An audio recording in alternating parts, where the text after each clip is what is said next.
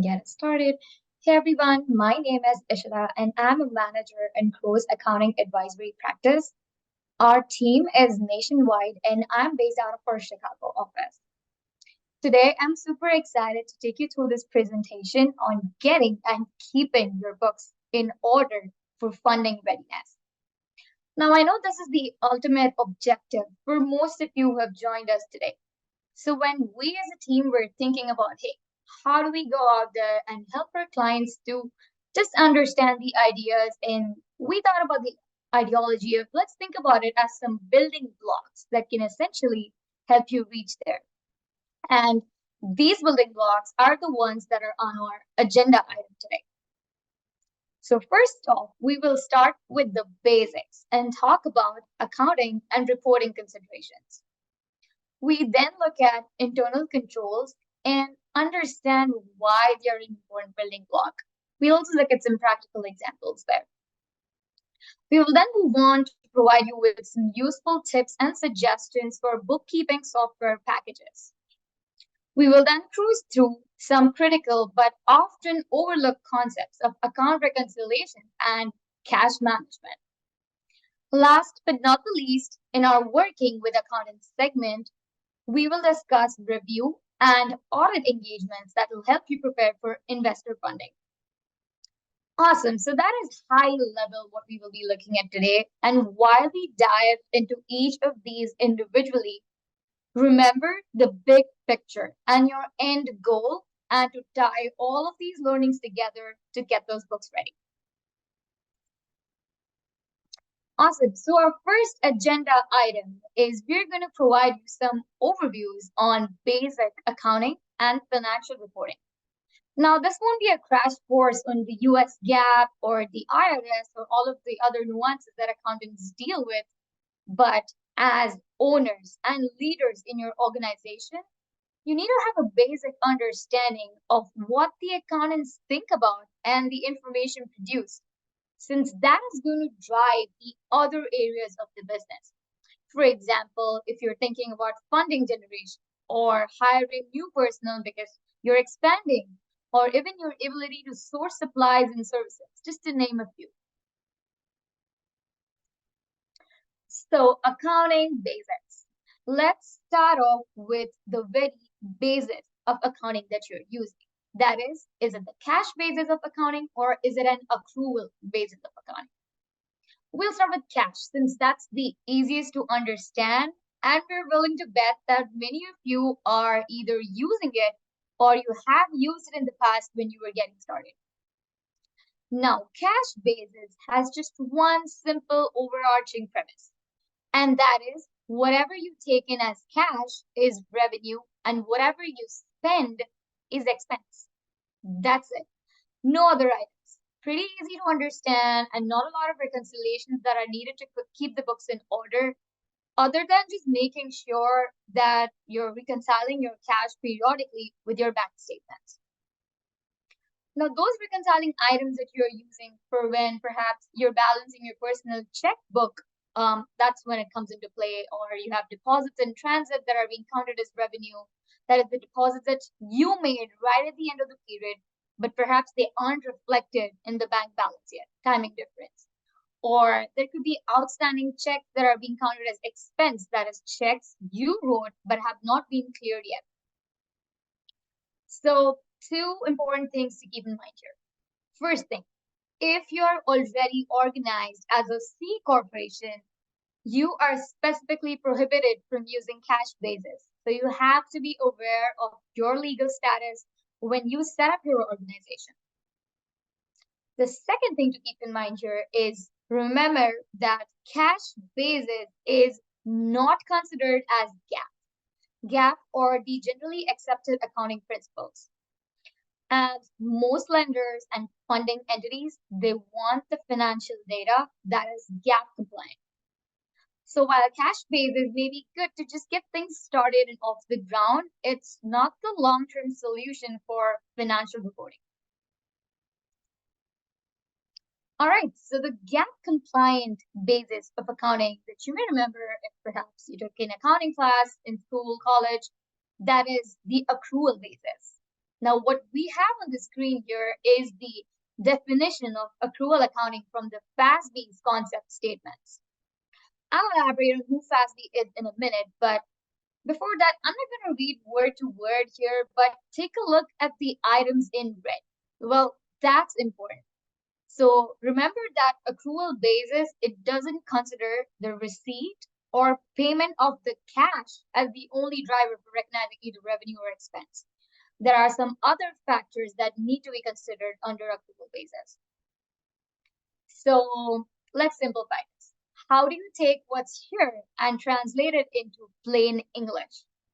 So basically, all the activities that impact the entity are accounted for and reported regardless of when your cash is received.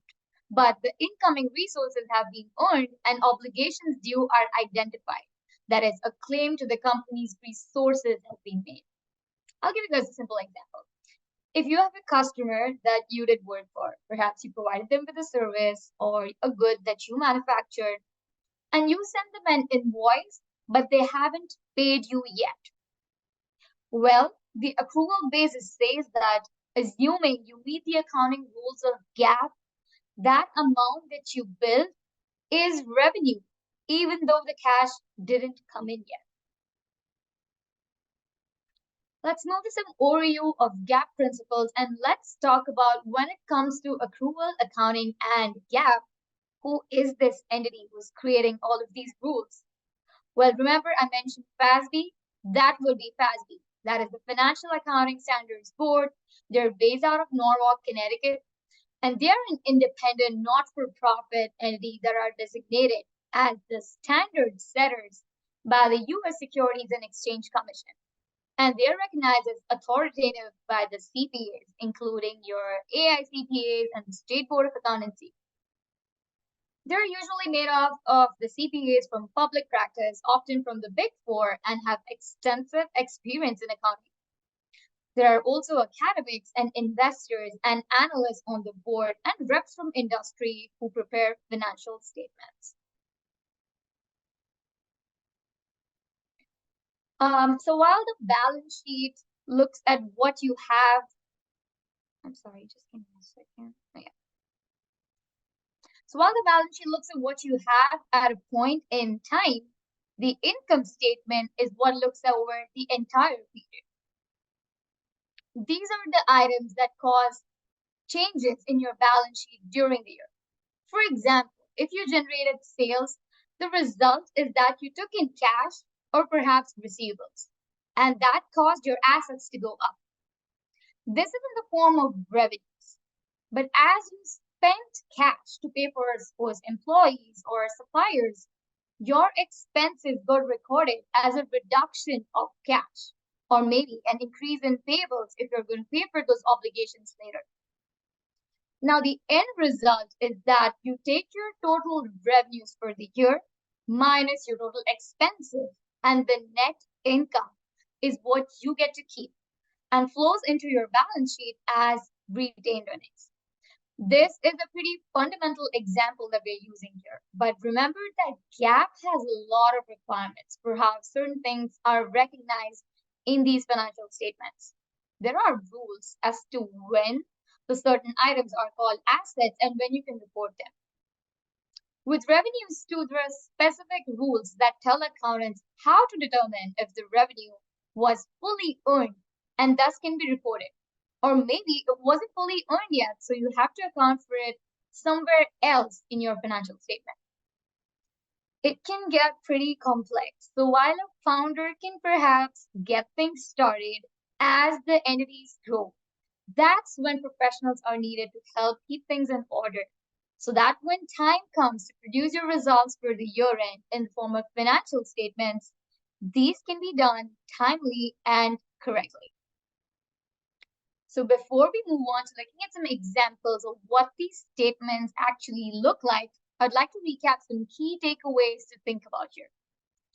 Firstly, check on your entity's legal status and tax requirements. Remember, if you're a C Corp, you cannot be on cash basis. You have to make sure you're doing things correctly, especially with the regulators. Even though you might be in the beginning stages, You still have regulators, and the IRS is a big one. Second takeaway is consider your entity's funding life cycle. So if you're an early stage entity, cash basis may be okay, but eventually you will need to convert to GAAP when you're moving for funding. And remember, I mentioned that lenders and VC don't accept cash basis of reporting. The third takeaway is really important and often overlooked is that remember, staffing is key. So depending on what you're doing or how complex it is, how much money you're making, or if you have specific requirements where you have to report the financial information, you may need to expand and consider getting external help. All right, so the next few slides are an actual example here, and these are taken from a Chicago-based company, Mondelez International, and their December 31st, 2023 financials. These are filed with the SEC since they're a public company. And obviously, since you're a startup, your reporting isn't going to be as complex as theirs, but it's a good, clean example to take a look at and understand how that model that I was talking about earlier applies in real life. All right, so first thing you can see here is the balance sheet of the company. Now, this was in millions, but I rounded it down. I like to use it for teaching, so you don't panic looking at all of those big numbers. And this is the assets part of the balance sheet. Now, this company has some pretty standard items that you'd expect to see. You can see cash over there, receivables, inventories, fixed assets, prepaids, and some other items that aren't tangible, but the company owns them.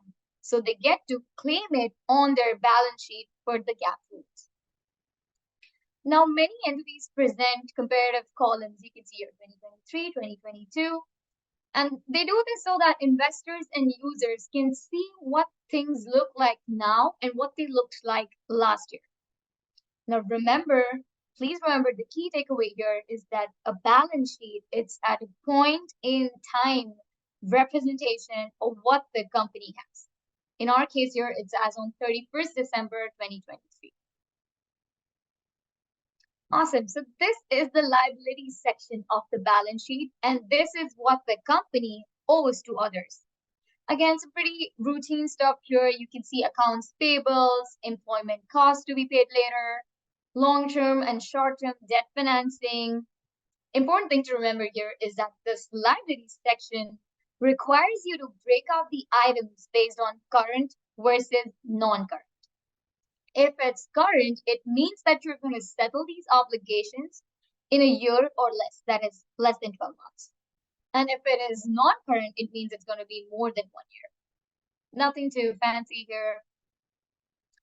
And this is the last section of the balance sheet, which is the equity section of the balance sheet. Now, this shows who are the various owners of the company for their net assets, that is assets minus your liabilities. As you can see, the big driver of ownership are the investors in common stock with their related paid-in capital. The stock doesn't have a par value, but the investors paid to purchase the shares, the cash came in, and that is your paid-in capital.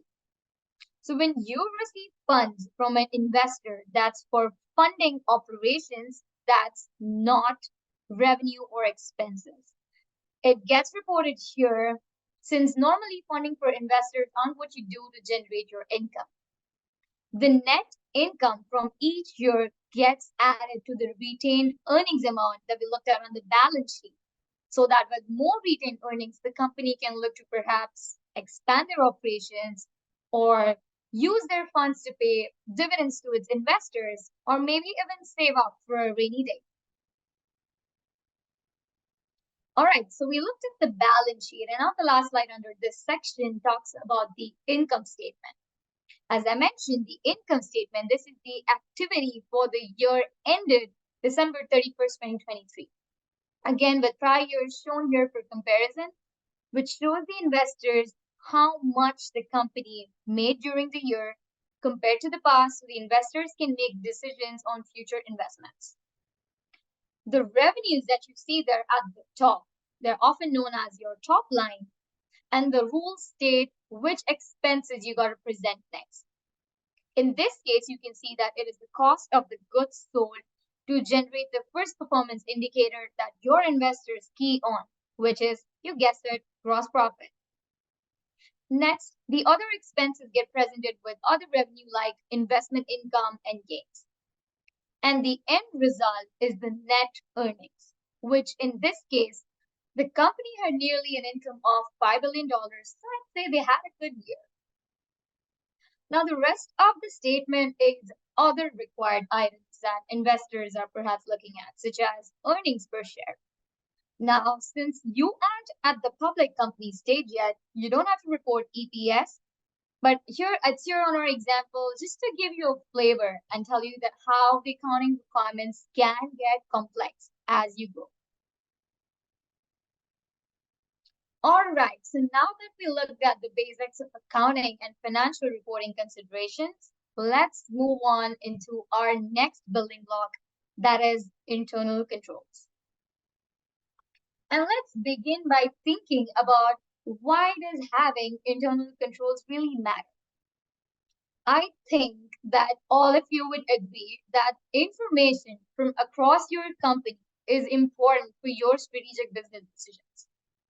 So maybe let's think about what you can do to increase your comfort that the information coming to you is A, timely, B, accurate, and C, reliable.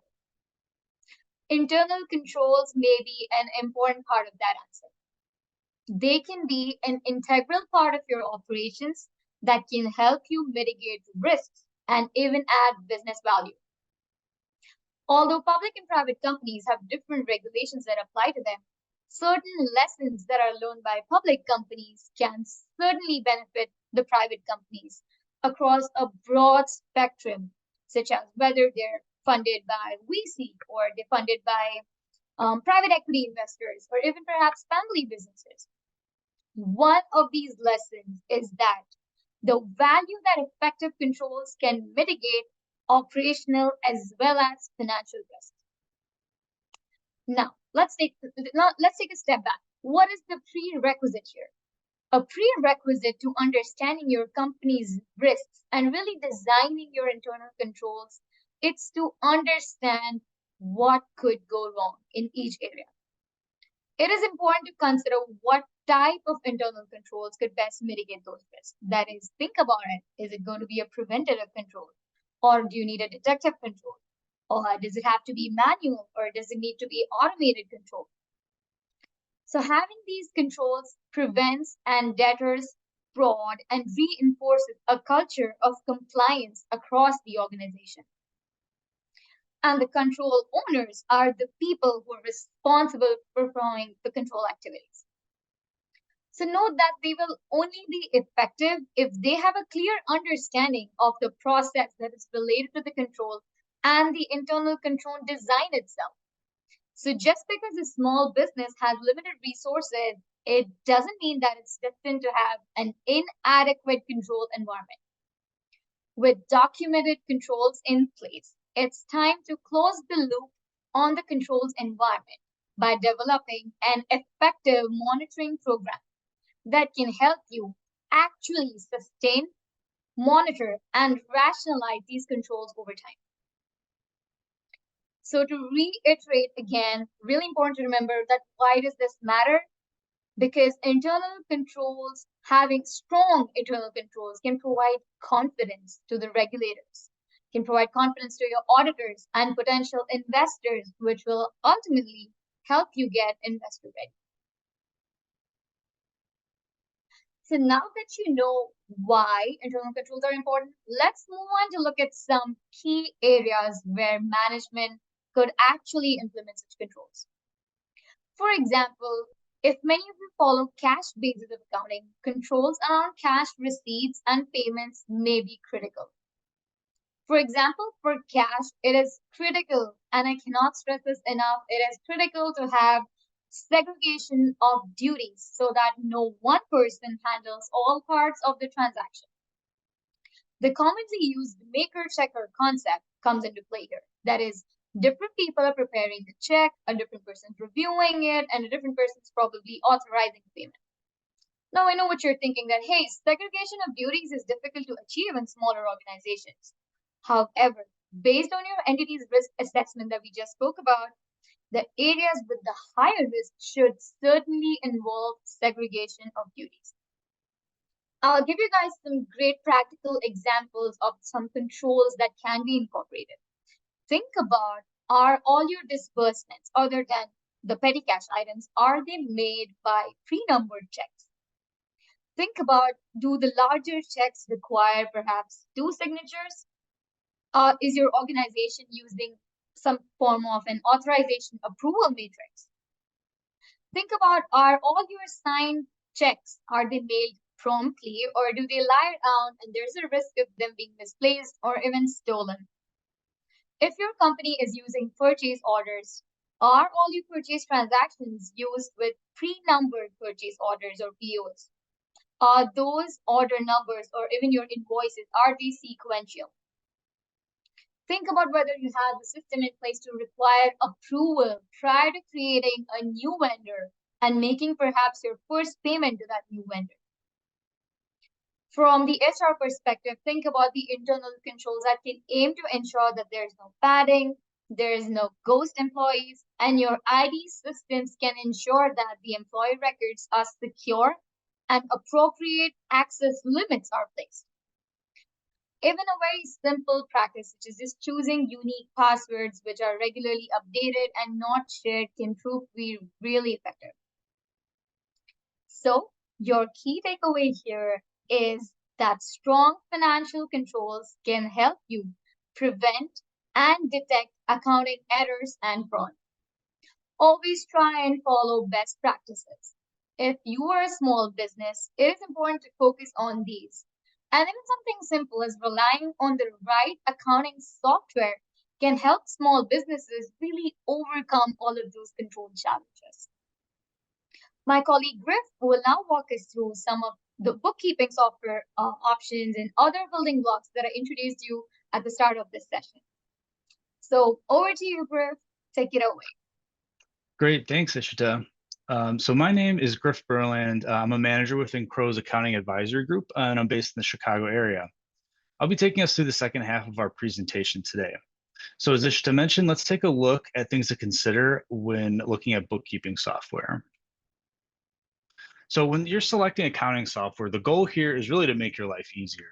You'll want to consider the accounting and reporting requirements for your business and think about those time-consuming bookkeeping tasks that you could potentially automate or outsource to someone else. If you select the right bookkeeping software, it should save you time, keep your records accurate, help you manage your business better, and make tax compliance a breeze. First, let's think about some of the requirements of your business to determine the features that you might need the software to have. Some of those features some of the features to consider include the volume of transactions and where they're coming from, such as another software program. Can those transactions be automated rather than manually entered? Or can the software connect to a system you already have? A few examples. Is your business heavily dependent on inventory? If so, you want to make sure your system allows you to track that inventory at the level you need to manage the business appropriately. Can your system handle tax compliance, such as sales tax, in the system itself rather than doing it outside or manually? Or do you sell in multiple currencies? Next, we want to think about who's going to be doing the majority of the bookkeeping as you scale. The business owner might be doing all the accounting initially or currently, but it might make sense to hire an employee or outsource as the business grows. So you want to make sure that the software allows you to grant the appropriate level of access to your financial records if you were to outsource your accounting. Finally, you want to consider the cost both today and as you grow. If you plan to scale, the cost structure of your software might make sense now, but not so much as your transaction volume and the number of software users grows. So most software packages will have pricing based on the number of users in the system and the features that you have access to. So also you want to be prepared for some one-time setup costs, data migration, if you're switching systems, or integration setup costs if you plan to connect your software to other external systems. So next, on this slide, I just wanted to show you a few examples of some popular bookkeeping software systems to get you started with your research. If you're in the market for accounting software, be sure to look at a few options. Some software packages might make more sense for your business depending on your industry, the type of business, the size of your business in terms of revenue and transaction volume. All right, next, so now that we spoke about software, let's take a look at reconciliations as our next building block. So what are account reconciliations? So the goal here is really to ensure the information that's in your accounting system matches the supporting documentation you have for your accounts. Some of the supporting documentation might include bank statements for cash accounts, loan statements for amounts you owe to an investor or note payable, customer invoice lists, vendor invoice lists, or other supporting schedules. When reconciliations are completed regularly, they can really help you catch errors in the accounting system or that supporting documentation, which is ultimately going to help you prevent and detect fraud, ensures the overall accuracy of your financial statements when it comes time to produce them. Most accounts should be reconciled on a monthly basis at a minimum, but certain higher risk accounts, such as cash, should be reconciled on a weekly or even a daily basis to catch any errors in your cash position so they could be resolved quickly before that can turn into a big mess that can be costly and time consuming to clean up. Overall, account reconciliations are an essential tool that your business should use to save you both time and money. So now we'll take a look at some of those key accounts that I talked about. For certain accounts are considered higher risk than others when it comes to the impact on your business if there were to be an error in the balance. For example, bank accounts are always a key account to reconcile and monitor due to the risk of fraud, errors, or misstatement within your accounting system. Another example is accounts payable. It's important to have an accurate list of those payments outstanding so your accounts payable liability is recorded properly, but it can also help you manage those cash levels that you're going to ultimately use to pay down your accounts payable liability. So next we'll run through an example. So here's an example of a bank account rec. The goal of this exercise is to compare the cash balance from our bank statement to what we currently have in our accounting system, and then we're going to make adjustments based on the cash activity. If everything is accounted for properly, the adjusted balances will match as shown in the table above. So looking at the rec, the 9,000 at the top of the bank statement is our cash balance from the bank, and the 9,650 is the current cash balance we have in our accounting system as of December 31st. So the differences between these two amounts are due to cash activity that we know has occurred, but is not yet reflected on our bank statement or in our accounting system yet. So in the first section, what we're going to do is we're going to add deposits in transit. These are checks we've received, but have not been processed at the bank yet, so they're not going to show up in our bank account balance. Then we'll subtract the outstanding checks. These are checks we know we have written to vendors, but haven't been deposited by those vendors yet, so the bank statement is still showing the cash in our account. Once we add and subtract these items, we'll get 9,700 as our adjusted bank balance. Next, we'll want to take a look at the cash account on our books.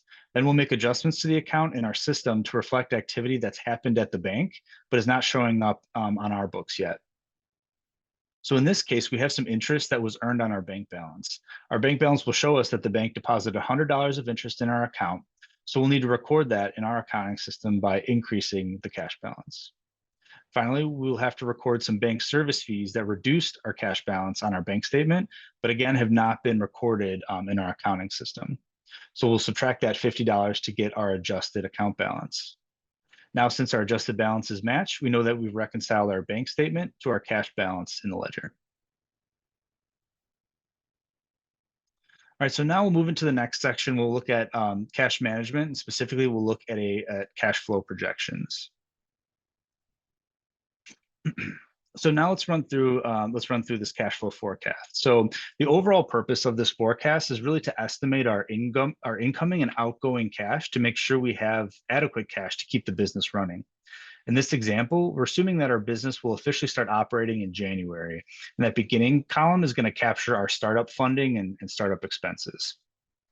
So step one in creating something like this is really to gather documentation. This could be from your bookkeeping software, from external sources that track income and expenses, or from your business plan. To figure out your startup costs in that beginning column, note that you'll want to add your sources of financing here. So either bank loans, investments from others, or savings that you've invested in the business.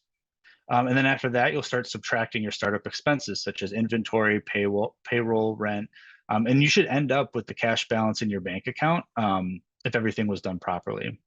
So in this example, we're starting out with 83,000 in cash on the bottom left there.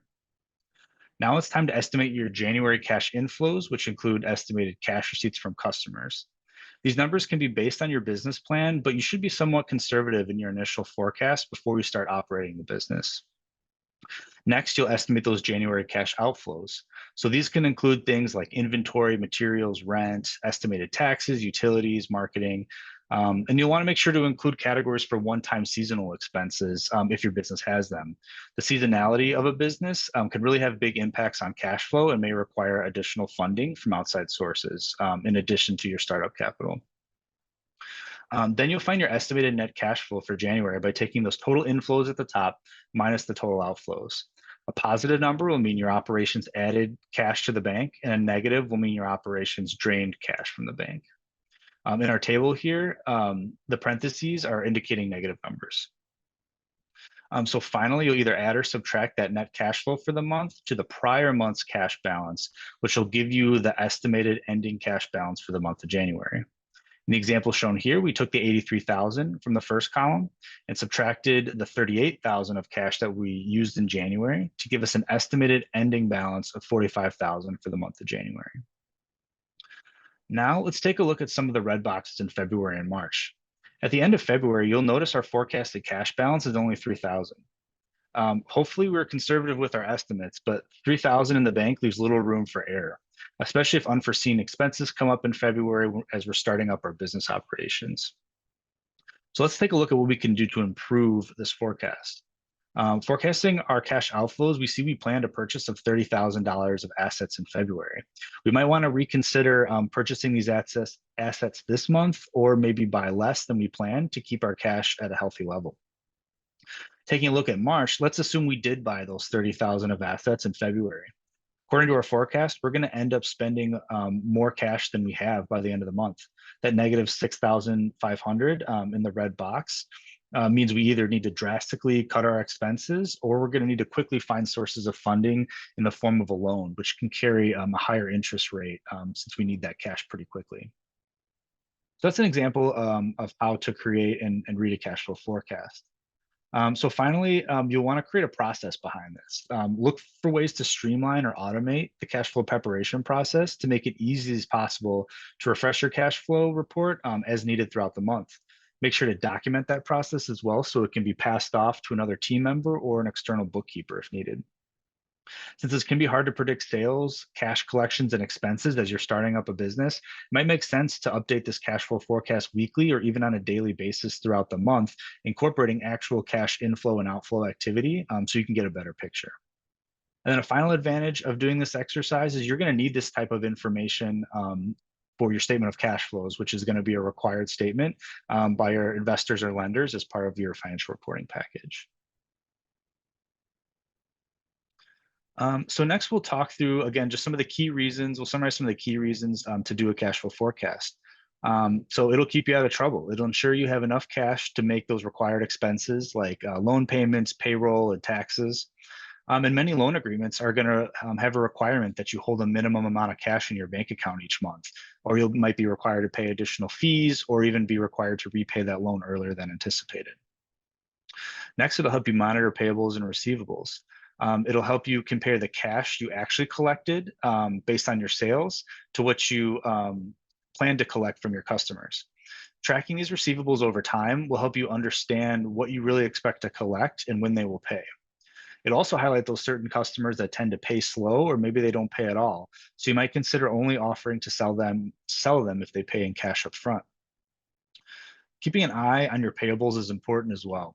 You'll want to make sure you're taking full advantage of the payment terms that are offered by your vendors, which may allow you to delay those cash payments, but you'll also want to keep those vendors happy so they continue doing business with you.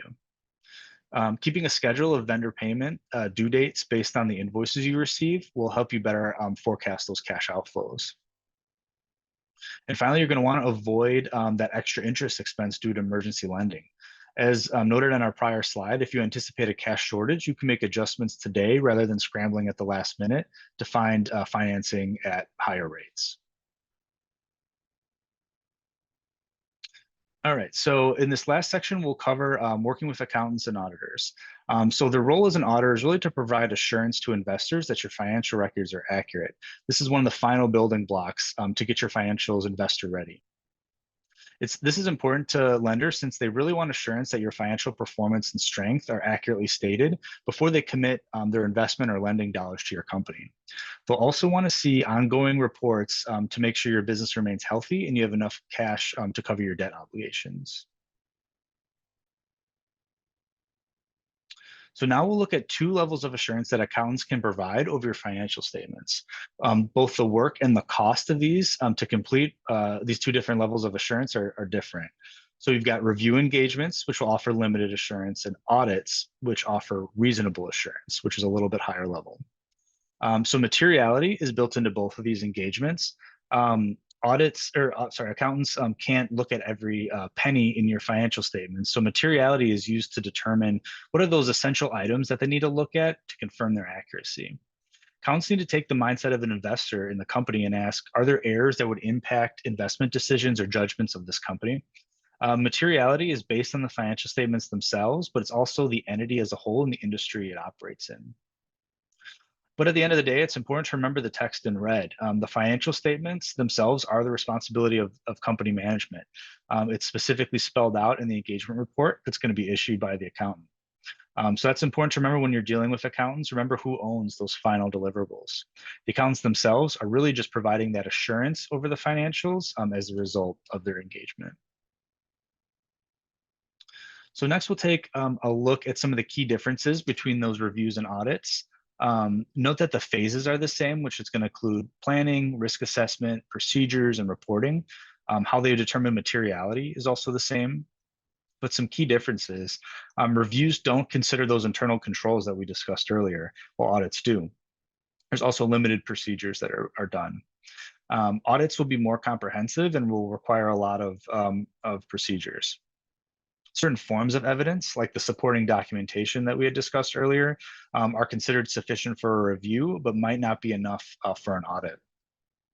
Certain cases, regulators, investors, or lenders might not accept a review because it only gives that limited level of assurance. In those cases, an audit is going to be required, which is going to take longer and cost more money. So finally, we'll cover some of the common tasks that will be done as part of a review or audit engagement and highlight the time commitment that's needed to complete these successfully. The bulk of the information required will be included in the PBC list or provided by client. This is a list of financial and governing documents that accountants will be working with. If the items are readily available and updated on a regular basis, the time commitment is minimal to turn these documents over. But we find that sometimes clients need help preparing these documents for the first time or refreshing them with current information as they prepare for an audit or review. Next, the accountants will need to spend some time to fully understand your business and ask some follow-up questions on those documents you provided so they can better design their testing and procedures that they're going to need to complete the engagement. The amount of time these processes will take really depends on how complicated your business is and how well documented your processes are before the accountants start their work. Overall, it's important to keep in mind the sources of fees and time commitment when it comes to working with accountants, as we show in the blue table. Some prep work before your audit or review can really help you save on time and cost during the audit engagement process. And accountants can help you with these preparation steps as well.